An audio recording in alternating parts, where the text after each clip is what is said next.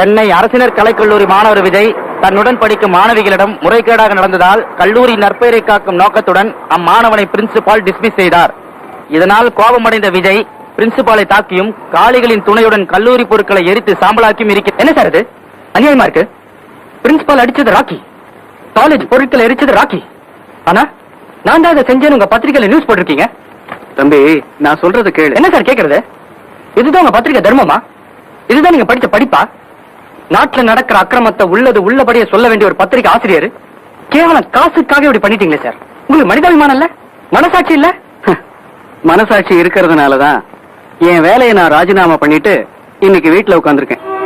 Sorry sir, நாங்க கொஞ்சம் ஆத்திரப்பட்டுட்டோம். நீங்க எழுதுறேன்னு நாங்க ரொம்ப சந்தோஷப்படுறோம் சார். ஆனா ஒண்ணு, இந்த நியூஸை படிச்சுட்டு மத்த காலேஜ் ஸ்டூடெண்ட்ஸ் எல்லாம் எங்களை பத்தி எவ்வளவு கேவலமா நினைப்பாங்க, இதை படிக்கிற பொதுமக்கள் எவ்வளவு தப்பா நினைப்பாங்க. ஒவ்வொரு காலேஜுக்கும் போய் கத்தி கத்தி சொல்ல முடியுமா இதை நாங்க செய்யலன்னு?